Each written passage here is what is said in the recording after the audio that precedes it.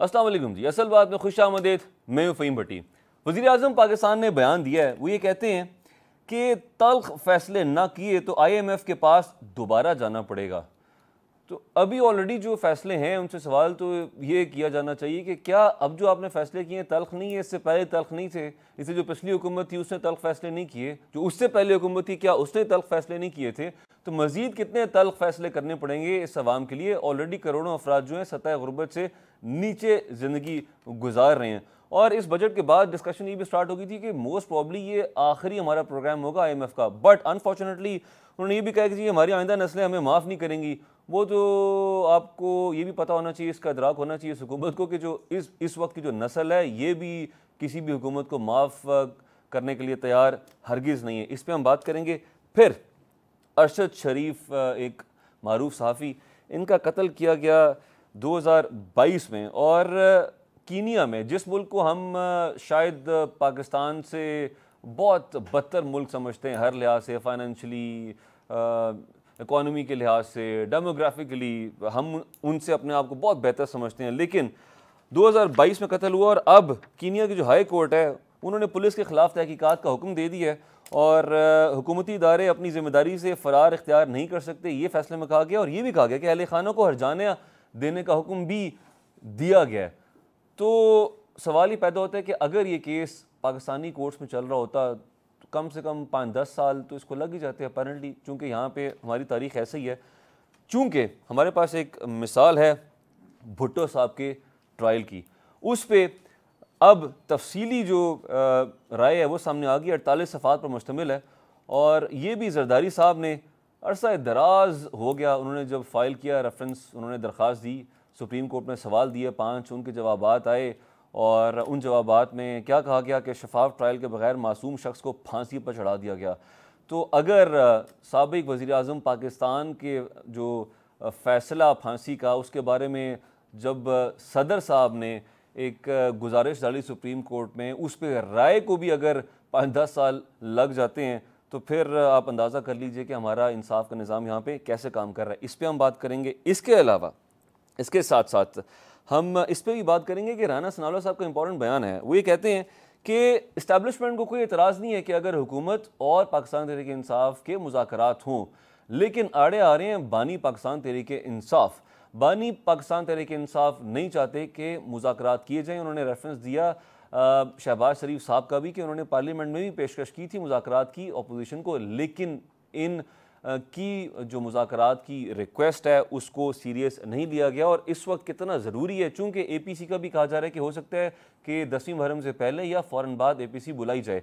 और इसके साथ साथ इस पर हम बात करेंगे कि इस वक्त कितना ज़रूरी है तमाम पार्टीज़ का मिल बैठना। ख़ास तौर पर APC का जो मकसद होगा वो होगा वॉर अगेंस्ट टेररिज्म, या फिर ऑपरेशन अगेंस्ट टेररिज्म, या फिर जो दहशत गर्दी हो रही है उसको मैनेज करने के लिए अज़्म इस्तेहकाम को किस तरीके से बढ़ाया जाएगा, उसका प्रोसेस और प्रोसीजर क्या होगा। इसके साथ साथ उमर अयूब साहब को स्पीकर अयाज सादिक साहब ने गिरफ्तारी से बचा लिया, बड़ी मुस्बत खबर है। इस पर भी हम जानना चाहेंगे कि इस पर बात करेंगे कि ये एक पॉजिटिव चीज़ है कि स्पीकर जिनका ताल्लुक हुक्मरान जमात से, उन्होंने उमर अयूब साहब को गिरफ्तारी से बचा लिया है। तो इन टॉपिक्स पे बात करने के लिए हमारे साथ मौजूद हैं अज़हर सिद्दीक़ साहब ने खैर कमिटमेंट की थी, वो पता नहीं अब आते हैं कि नहीं आते, फ़िलहाल तो उनसे रब्ता नहीं हो रहा। नज़ीर लगारी साहब होंगे और फ़ातिमा आतिफ़ साहिबा होंगी। फ़ातिमा आतिफ़ साहिबा का ताल्लुक़ है जी अवाम पाकिस्तान पार्टी से, और जिसका ऐलान कुछ ही दिन पहले हुआ है, और शाइख हकान अब्बासी साहब इस पार्टी को लीड कर रहे हैं। और इनसे भी जानेंगे क्या माजी में बहुत सारी पार्टीज़ आई हैं लेकिन मुस्लिम लीग काफ उसका ख़त्म ही हो गया सिरे से वजूद। इसके अलावा फिर एक और पार्टी है जिसको जहांगीर तरीन साहब लीड कर रहे थे, वो भी सक्सेसफुल ना हो पाई अपैरेंटली। फिर परवेज़ खटक साहब ने भी पार्टी रजिस्टर करवाई, लेकिन अपैरेंटली अवाम में पजीराई उसको हासिल नहीं हुई। तो शुरू करना चाहूँगा आपसे नज़ीर लगारी साहब। सबसे पहले तो तमाम मेहमानों को, आप दोनों को वेलकम। ये बताइएगा कि वज़ीर आज़म पाकिस्तान इस वक्त बयान दे रहे हैं कि अगर मज़ीद तल्ख़ फ़ैसले ना किए गए तो फिर IMF के पास दोबारा जाना पड़ेगा। तो लगारी साहब, आप क्या समझ रहे हैं कि इनको इदराक नहीं है कि ऑलरेडी पाकिस्तानी जो हैं वो तल्ख़ फ़ैसलों से गुजर रहे हैं और नतीजा भुगत रहे हैं। अब मज़ीद तल्ख़ फ़ैसले का मतलब क्या है कि अब सांस लेने पे भी टैक्स लग जाएगा? मतलब वो क्या कहना चाह रहे हैं, आपको क्या समझ आ रही है? اس وقت کم از کم اتنا ہی باقی رہ گیا ہے کہ لوگوں سے کہا جائے کہ چونکہ آپ سانس لیتے ہیں اس لیے آپ کو اس کا ٹیکس دینا پڑے گا. کم از کم اتنی میرا خیال ہے کہ اب اتنی ہی گنجائش باقی رہ گئی ہے. اور کچھ اور بھی گنجائش باقی رہ گئی ہے، وہ یہ ہے کہ حکمران اشرافیہ لوگوں کے گھروں کو اپنے اختیار میں لے لے، لوگوں کے بچوں کو سب کو مار ڈالے اور پاکستان کی آبادی کو بھی بڑی حد تک ختم کر ڈالے، اور اس کے بعد بیٹھ کر مزے سے حکمرانی کریں قبرستانوں پر اور ایسی جگہوں پر جہاں انسان نہ بستے ہوں. اسی لیے ان کو ہوگا. یعنی جب یہ مرات اپنی بڑھا رہے ہوتے ہیں، ان کو خیال نہیں آتا ہے کہ پاکستان جو ہے وہ ایک غریب ملک ہے. جب یہ اپنے لیے دیکھیں، ابھی چند ہی دنوں کی بات ہے، ایک ملک کے وزیر اعظم کی جگہ پر دوسرے ملک کے وزیر اعظم آئے اور وہ بائسیکل پر بیٹھ پر پہنچے. نیدرلینڈ کے وزیر اعظم تھے، انہوں نے 12-14 سال وزارت عظمیٰ ان کے پاس رہی ہے. 14 سال تک وزیر اعظم رہنے کے بعد آپ کو یہ ایک اور بات بتاؤں میں، وہ 14 سال جب وزیر اعظم تھے تو ان کا پہلا کام کیا تھا؟ صبح گھر سے نکلتے تھے، بائسیکل پر بیٹھتے تھے، یونیورسٹی میں جاتے تھے، یونیورسٹی آف ہالینڈ میں جا کر لیکچر دیتے تھے، وہاں سے پیریڈ لینے کے بعد وہ اپنے دفتر آتے تھے اور دفتر میں آ کر کام کرنے کے بعد واپس جا کر اپنا باقی امور نمٹاتے تھے. لیکن کبھی بھی انہوں نے ریاستی امور کو اپنے ذاتی مفاد کے لیے، کوئی گاڑی خرید لیتے بائسیکل پر نہ آتے جاتے، ان کو بائسیکل پر چلتے ہوئے اور سفر کرتے ہوئے اور یونیورسٹی سے باہر نکل کر ایوان وزیر اعظم جاتے ہوئے بہت سے لوگوں نے دیکھا. وہ ہم نے بھی دیکھا ہے. غاری صاحب، آپ مثال دے رہے ہیں، آپ اس شخص کی مثال دے رہے ہیں جو کہ وزیر اعظم تھا، اور ہمارے وزراء اعظم کو تو چھوڑیں، ہماری جو بیوروکریٹس ہیں، 17ویں گریڈ کا جو بیوروکریٹ ہے اس کے پاس 1.25 کروڑ 1.5 کروڑ کی 1.25 کروڑ کی گاڑی ہوتی ہے جو 1 لیٹر پہ 8 کلومیٹر میکسیمم چلتی ہے. اس کے ساتھ اسکارٹ کی ایک اور گاڑی ہوتی ہے. تو وزراء اعظم تو بہت بات کی بات ہے. آپ کے ہاں ایوان صدر اور ایوان وزیر اعظم کے اخراجات، پارلیمنٹیرینز کے اخراجات اور آپ کے عدالتوں کے قابل احترام جج صاحبان کی تنخواہیں اور مراد، آپ کے بیوروکریٹ جو سروسز ہیں، آپ کی سروسز کے لوگوں کی، چاہے وہ سیکورٹی سروسز ہوں یا سول سروسز ہوں، ان لوگوں کی مراد دیکھیں آپ، ان کے حساب کتاب دیکھیں، ان کے پروٹوکول دیکھیں، ان کی گاڑیوں کے کارواں دیکھیں، آپ قافلے دیکھیں. آپ کے وہم و گمان میں بھی نہیں ہوگا کہ امریکہ کے صدر اس طرح پروٹوکول لے سکتا ہے. آپ سوچ بھی نہیں سکتے ہیں کہ جناب دنیا کے کسی بھی ملک کا وزیر اعظم یہ صدر اتنا بڑا پروٹوکول لے سکتا ہے جو ہمارے یہاں سروسز کے لوگ پروٹوکول لیتے ہیں. وہ ہم نے دیکھا ہوا ہے پروٹوکول، کتنا بڑا پروٹوکول ہوتا ہے اور کتنا بڑا کارواں چل رہا ہوتا ہے کہ درجن بھر نہیں، 1 درجن نہیں، کئی درجن 20 گاڑیاں چلیں. میں بتاتا ہوں 100 سے بھی زیادہ گاڑیاں چل رہی ہوتی ہیں اور اس میں سے ایک بڑی شاندار گاڑی میں صاحب جا رہے ہوتے ہیں، اور اس سارے دن کا خرچہ جو بھی ہوتا ہے وہ آپ کی اور ہماری جیب سے جاتا ہے اور ہمیں بھرنا پڑتا ہے. یعنی کہ یہ سسٹم، یہ نظام ایسے چلتا رہے گا. جناب یہ آپ کے لیے اور مشکل دن آئیں گے، ان کی گاڑیاں بڑھا دی جائیں گی، آپ کے بچوں کا دودھ، آپ کے بچوں کی ان کا روزگار، ان کی تعلیم چھین لی جائے گی. ٹھیک ہے، واپس آؤں گا آپ کی جانب. فاطمہ صاحبہ، عوام پاکستان پارٹی کا کیا منشور ہے؟ آپ کی پارٹی کیا what difference are you going to make? اور یہ جو بات ہو رہی ہے کہ وزیر اعظم نے بیان دیا ہے کہ اگر تلخ فیصلے نہ کیے تو IMF کے پاس دوبارہ جانا پڑے گا، تو مزید تلخ فیصلے آپ کو کیا لگ رہا ہے کہ کیسے ہوں گے؟ جی بہت بہت شکریہ آپ کا فہیم بھٹی صاحب. اچھا، عوام پاکستان کا منشور یا ویژن وہ فارملی ہم 3-4 ہفتوں میں انشاءاللہ پبلک کر دیں گے. لیکن جو آپ بات کر رہے ہیں کہ ہم ایسا کیا کریں گے، تو منشور کے حوالے سے ایک ویژن تھوڑا سا ہمارا یہی ہے کہ ہم جو ہے ایک خوشحال پاکستان اور ایک جو استحکام، جس ایسا ملک جہاں پہ استحکام ہو، جہاں پہ سیاسی نظام مستحکم ہو، ہم ایسے پاکستان کا خواب دیکھ رہے ہیں جو کہ انشاءاللہ ہم ممکن بھی کر کے دکھائیں گے. اور ایک ایسا نظام ہو کہ جہاں پہ برابری کی بنیاد پر سب کو اس کی استطاعت کے مطابق اس کو موقع بھی ملے اور وہ اپنی ذمہ داریاں بھی شیئر کرے. اور لوگوں پر جو آپ بات کر رہے ہیں کہ جو ٹیکس کے حوالے سے اور جو تلخ فیصلوں کے حوالے سے، میرا خیال ہے جو اس وقت ہماری پارٹی کا اسٹانس یہی ہے کہ جو اس وقت جو بجٹ پیش کیا گیا ہے، یہ بجٹ جو ہے وہ پاکستان کی تاریخ کا بدترین بجٹ ہے. جس میں 90% پاکستانیوں کو آگے آنے کا موقع نہیں دیا گیا. دوسرا جو مڈل کلاس ہے یا لوور مڈل کلاس ہے ان کو سفر کرنا پڑ رہا ہے, اور جتنے بھی ٹیکسز ہے وہ جو تنخواہ دار طبقہ ہے ان کی تنخواہوں پر ٹیکسز ڈبل کر دیے گئے ہیں. ٹھیک ہے, یہ تو فیکٹ ہے, اور یہ اوبیسلی عوام کو بھی پتہ ہے, آپ کو بھی پتہ ہے, ہمیں پتہ ہے. میں آپ سے جاننا چاہوں گا کہ شاہد خاقان عباسی صاحب جب وزیر اعظم پاکستان تھے, جب وزیر تھے اور نون لیگ کا حصہ تھے, حکومت کا حصہ تھے, تو ان کو تب کیوں نہیں سمجھ آئی کہ یہ جو پارٹی ہے یہ عوام کی پارٹی نہیں ہے, یہ ووٹ کو عزت دو والی پارٹی نہیں ہے, یہ صرف اقتدار والی پارٹی ہے؟ دیکھیے, اب تو خاقان عباسی صاحب ہمارے جو پارٹی کے مین لیڈرشپ ہے, انہوں نے تو پی ایم ایل این چھوڑ دیا. یہی وجوہات تھی کہ انہوں نے بارہا پبلکلی بھی یہ اسپیچز دیے ہیں, یہ باتیں کی ہے کہ وہ اس سیاسی نظام میں اپنا کردار بخوبی ادا نہیں کر پا رہے تھے, اسی لیے انہوں نے پی ایم ایل این کو بھی چھوڑا. لیکن سوال میرا یہ کہ ایسا کیوں ہوتا ہے کہ جو بھی شخص پاکستان میں اقتدار میں ہوتا ہے, کسی رینک پہ ہوتا ہے, کسی عہدے پہ ہوتا ہے, وہ تب ریزائن نہیں دیتا, لیکن وہ جب نظام سے اس عہدے سے باہر آتا ہے, ہٹتا ہے, ریٹائر ہوتا ہے, ہٹایا جاتا ہے, تو اس کے بعد پھر اس کو سمجھ آتی ہے کہ نہیں یہ غلط تھا, میں اس کا حصہ نہیں رہنا چاہتا مزید.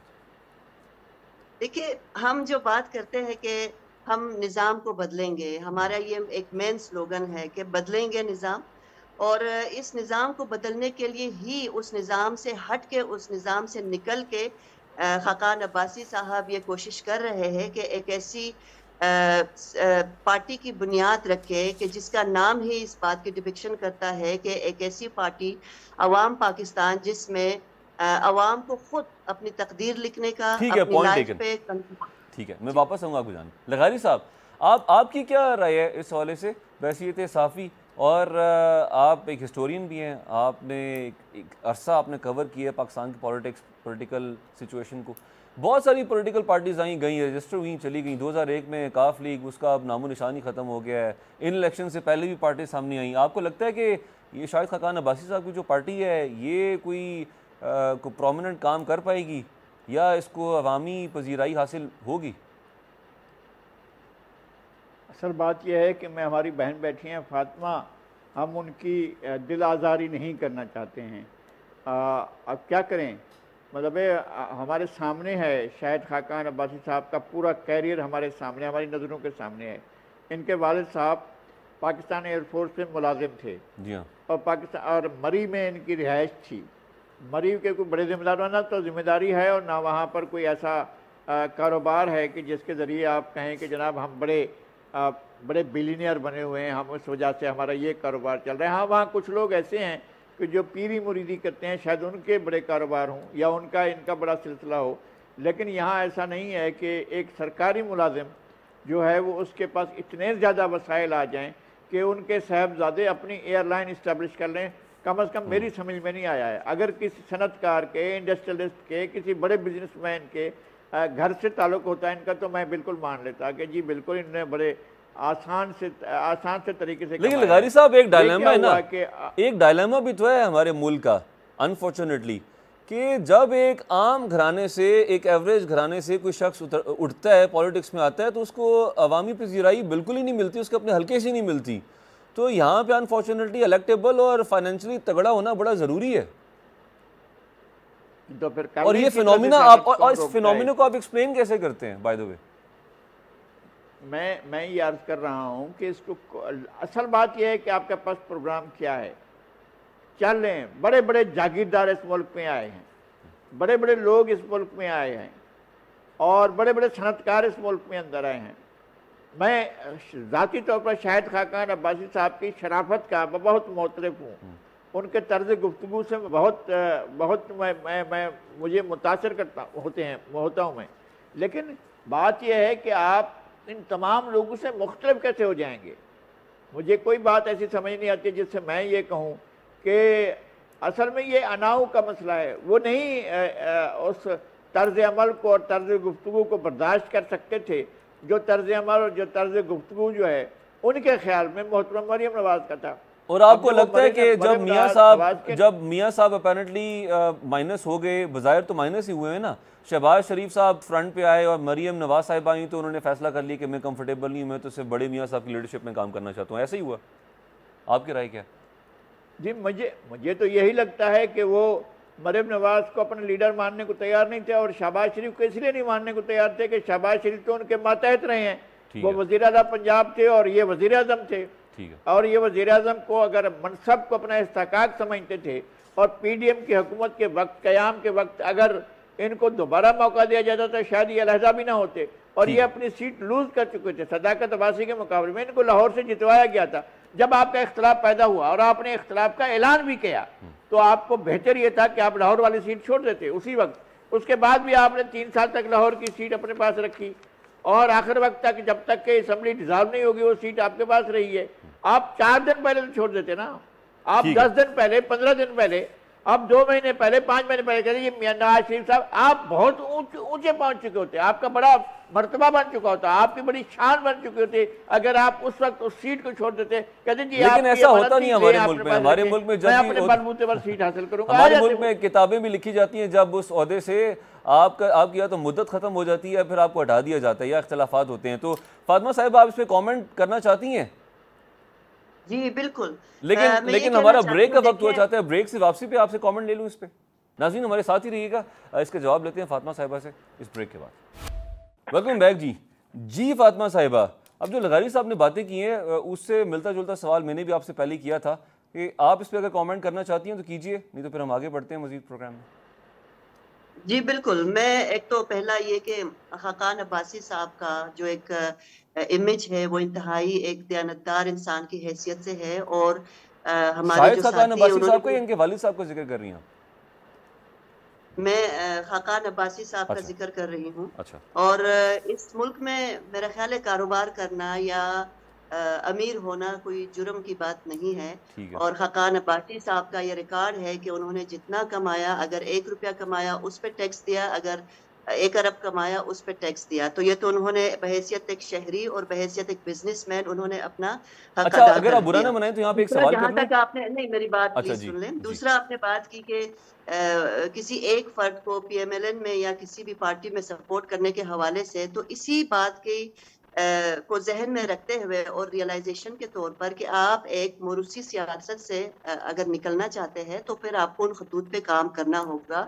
عوام پاکستان پارٹی اسی کی ایک مثال ہے کہ ہم کسی ایک خاندان، کسی ایک فرد یا کسی ایک مخصوص طبقے کو ہم برتری نہیں دینا چاہتے اور نہ پروموٹ کرنا چاہتے ہیں۔ عوام کو خود اختیار ہوگا کہ وہ اپنی تقدیر لکھے، اپنی ذمہ داریاں نبھائیں۔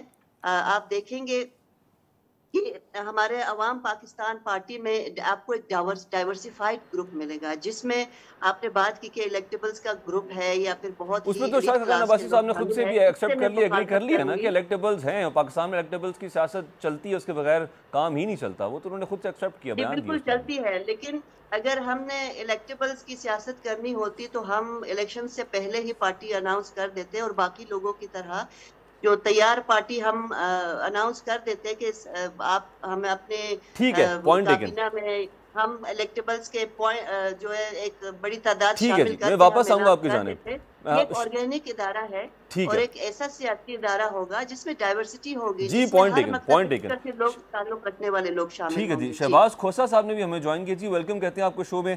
کھوسا صاحب اب یہ بتائیے گا سنی اتحاد، سب سے پہلے بلکہ اس سے پہلے میں آپ سے یہ جاننا چاہوں گا کہ اس پہ آپ کی کیا رائے ہے، قانونی طور پہ آپ کیا سمجھتے ہیں کہ الیکشن کمیشن نے تو جو سائن تھا، انتخابی نشان تھا، وہ الاٹ نہیں کیا تھا، پارٹی تو ڈس فنکشنل نہیں ہوئی تھی نا، تو پھر ایسے میں پاکستان تحریک انصاف کو فیصلہ کرنا چاہیے تھا کہ ہم لوگ سنی اتحاد میں ضم ہو جائیں۔ آپ کیا سمجھتے ہیں، یہ فیصلہ ٹھیک تھا؟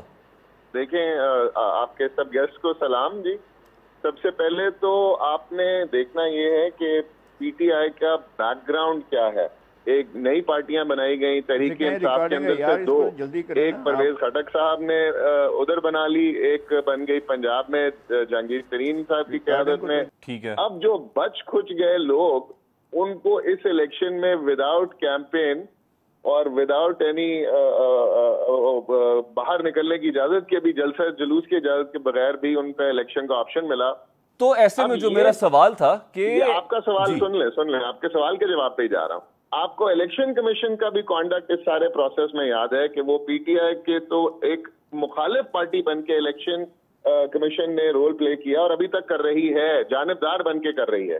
تو اس میں پی ٹی آئی کے کینڈیڈیٹس کے پاس کیا آپشن تھا؟ انہوں نے کوشش کی کہ ایک تین اور دوسری جماعت اٹھا لیں, جس طرح پاکستان پیپلز پارٹی کو کا سمبل چھینا گیا تو تلوار چھینا گیا, تیر دے دیا گیا, تو یہ پی پی پی پھر بعد میں کو ختم کیا گیا تو 4 پیز والی پارٹی آ گئی. تو اس طرح انہوں نے کوشش کی سنی اتحاد کونسل سے پہلے بلے باز کو جوائن کرنے کی. ٹھیک ہے, یعنی کہ پاکستان تحریک انصاف کو یہ خدشہ تھا کہ ایسا نہ ہو کہ پارٹی کا لدم قرار دے دی جائے اور پھر ڈسفنکشن ہو جائے. پوائنٹ لیکن آگے بڑھتے ہیں. ٹھیک ہے, آگے بڑھتے ہیں. اب سنی اتحاد کونسل کی جو مخصوص نشستیں ہیں اس کے متعلق فیصلہ جو محفوظ کر دیا گیا ہے, اس کے حوالے سے ہمیں بتائیے گا کہ لیگل ایسپیکٹ کیا ہے, کہ کیا جو فیصلہ ہے اس کو محفوظ کرنے کا جو اختیار ہے کورٹس کے پاس, وہ کب تک محفوظ کرنے کا اختیار ہے اور کن کیسز میں محفوظ کیا جا سکتا ہے فیصلہ, اور کب تک؟ میں جہاں پر بھی ایک لمبی ڈیبیٹ ہو وہاں پر, ویسے تو جو قانون کی منشا ہے وہ یہ ہے کہ اوپن کورٹ میں آرڈر سنایا جانا چاہیے.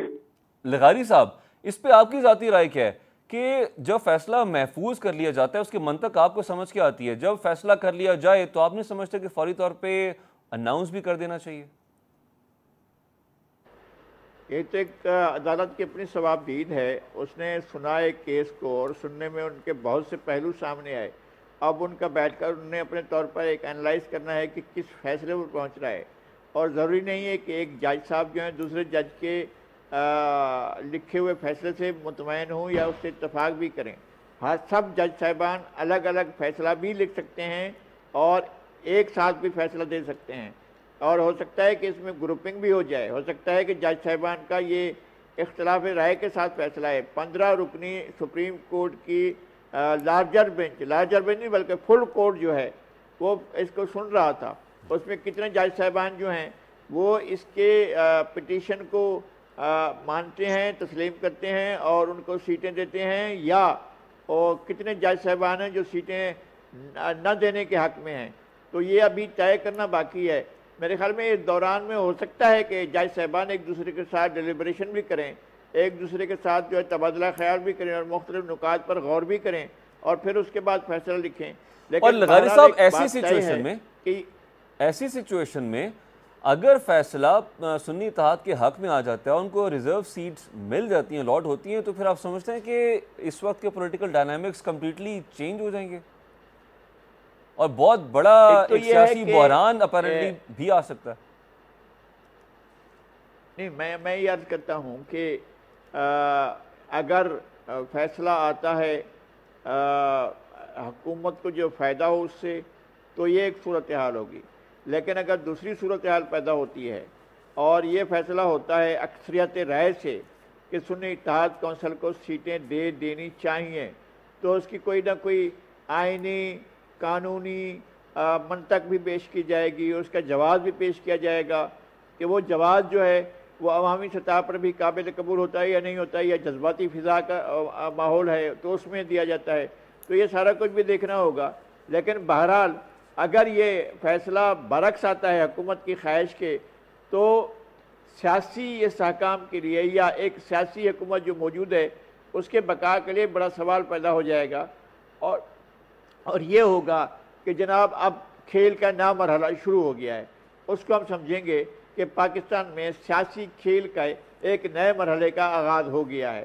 اور میں پھر عرض کرتا ہوں کہ ہمارے سسٹم کے نگہبان ہمارے ملک کے اندر بھی ہیں اور ہمارے سسٹم کے نگہبان ملک سے باہر بھی ہیں. ہو سکتا ہے کہ وہ کچھ اور فیصلہ کرے ہوں یا کچھ اور سوچ رہے ہوں جو ہمارے خیال جہاں جاتا بھی نہ ہو. آپ نے بڑی گہری بات کر دی ہے. نہیں, میں نے بس عرض کیا ہے. ٹھیک ہے, پوائنٹ ٹیکن. بریک کا وقت ہوا چاہتا ہے, ناظرین ہمارے ساتھ ہی رہیے گا. بریک سے واپس آئیں گے تو فاطمہ صاحبہ سے جاننا چاہیں گے کہ ان کی پارٹی کا موقف کیا ہوگا اے پی سی کے حوالے سے, چونکہ اناؤنس کیا گیا ہے 10 محرم سے فوراً پہلے یا فوراً بعد اے پی سی کال کیجیے گی, خاص طور پہ عزم استحکام کے حوالے سے. ویلکم بیک جی. فاطمہ صاحبہ, آپ کی جانب میں بعد میں آتا ہوں. پہلے میں شہباز کھوسہ صاحب آپ سے جاننا چاہوں گا, آپ سے بات ہو رہی تھی, ڈسکنیکٹ ہوگی کال.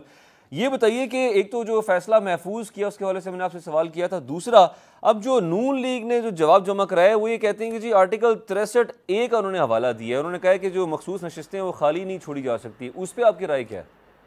دیکھیں، سب سے پہلے تو آپ نے قانون کی منشا دیکھنی ہے. قانون جو ہے وہ عوام کے کو ایک قواعد قانون اور ایک ڈائریکشن اور ان کو فیسیلیٹیٹ کرنے کے لیے بنائے جاتے ہیں. ادھر قانون کی منشا کیا ہے؟ الیکشن کے حوالے سے قانون کی منشا یہ ہے کہ عوام نے جن کو ووٹ دیا ان کے نمائندے، ان کے مخصوص نمائندوں کو ان ووٹوں کی تناسب سے پروپورشنلی سیٹس عورتوں کی اور مائنورٹیز کی دے دی جائیں، جن کو ریزرو سیٹس کہتے ہیں. اب یہاں پر عوام نے کھل کر اپنی منشا شو کر دی. 8 فروری کو عوام نکلی، سارے بیریئر توڑ کر نکلی اور انہوں نے ایک پی ٹی آئی بیکڈ جماعت کے کینڈیڈیٹس کو ووٹ دیا. تو کیا قانون جو کانسٹیٹیوشن ہے، جو کانسٹیٹیوشنل کورٹ سپریم کورٹ ہے، اس میں جو ججز بیٹھے ہوئے ہیں وہ کانسٹیٹیوشن کی حفاظت کرنے کے لیے بیٹھے ہوئے ہیں، گورنمنٹ کی ربڑ سٹیمپ لگانے کے لیے نہیں بیٹھے ہوئے. عدالتیں اس لیے نہیں بنائی جاتی ہیں کہ وہ سرکار کی ہر کام کو ربڑ سٹیمپ کرتے ہیں، بلکہ سرکار کے ساتھ جب ڈسپیوٹ کریٹ ہوتا ہے تو لوگ عدالتوں میں جاتے ہیں. یہاں پر لوگوں نے کلیئرلی ایک پارٹی کو اور ان کے بیک کینڈیڈیٹس کو ووٹ دیا. آئین کی منشا یہ ہے کہ انہی کے جو ریپرزینٹیٹیوز ہیں پروپورشنلی انہی عورتوں کو اور ان کے مائنورٹیز کو یہ سیٹ دی جائیں. اب یہ سیٹ ان سے چھین کر کسی دوسری یا تیسری پارٹی کو اور ان کی مخصوص نشستیں فل نہیں کی جا سکتی. یہ آئین کی منشا بالکل نہیں ہے. پی ایم ایل این نے جو یہ درخواست دی ہے بالکل غلط دی ہے اور یہ تو ڈسمس ہوگی. اچھا، آپ کے خیال میں ڈسمس ہو جائے گی؟ جی بالکل ڈسمس ہوگی، کیونکہ یہ تو آئین کی منشا ہی نہیں. اور دوسری بات، اب ٹیکنیکل بات میں پڑ جانا کہ کیا یہ پی ٹی آئی کو ملنی چاہیے، سنی کو اتحاد کونسل کو ملنی چاہیے یا نہیں ملنی چاہیے، تو یہ ایک ٹیکنیکلٹی ہے جو کہ آئین کی میں نہیں ہے. آئین کی منشا بڑی کلیئر ہے.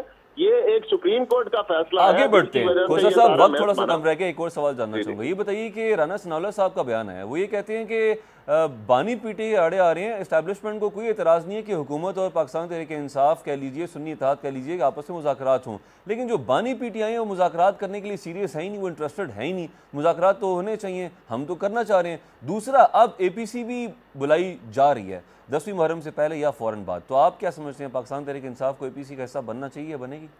دیکھیں، میرے خیال میں ہر ڈائیلاگ کا حصہ ہر پارٹی کو بننا چاہیے. جی بالکل، مسئلے کو بات چیت کے تھرو ہی سالو کرنا چاہیے. اور ایز فار ایز رانا ثناء اللہ کی بات از کنسرن، دیکھیں یہ کئی دفعہ زیر عتاب آ چکے ہوئے ہیں. خالی لپ سروس کرنے سے کچھ نہیں ہوتا. اس وقت حکومت میں بیٹھی ہوئی ہے پی ایم ایل این، ان کو چاہیے کانفیڈنس بلڈنگ میجرز کریں، ان کی عورتیں اور ان کے جو لوگ ہیں ان کو ریلیز کریں، ان کی بیلیں اپوز نہ کریں.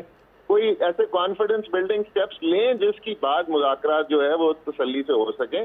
اس طریقے سے خالی لپ سروس دے کے اور ایک مخصوص طبقے کو خوش کرنے کے لیے یہ لپ سروس تو کر دیتے ہیں، مگر ان کی سختیاں بدستور قائم ہیں، ان کی انلیگیلٹیز بالکل بدستور قائم ہے. ایسے ماحول میں مذاکرات تو نہیں چل سکتے نا. جی ٹھیک ہے، جی پوائنٹ ٹیکن. لغاری صاحب، اچھا بلاول صاحب کا بھی بڑا امپورٹنٹ بیان ہے. وہ کہتے ہیں کہ کب تک لاشیں اٹھائیں گے، اچھے دن کب آئیں گے، اور کے پی میں 13 سال سے دہشت گردوں کی سہولت کاری ہو رہی ہے. یہ بہت بڑا انہوں نے الزام لگا دیا. انہوں نے یہ بھی کہا کہ حکومتی عہدیدار دہشت گردوں کو بھتہ دیتے ہیں. تو آپ سمجھتے ہیں کہ بینگ اے پولیٹیشین، اتنی بڑی پولیٹیکل پارٹی جماعت کا ریپرزنٹیٹیو ہوتے ہوئے اس طرح کا بیان دینا ہمارے نیشنل انٹرسٹ میں ہے؟ ایک پہلی بات یہ کہ ہم نیشنل انٹرسٹ کو بھی تو ڈیفائن کریں نا. ہمارا نیشنل انٹرسٹ کیا ہے؟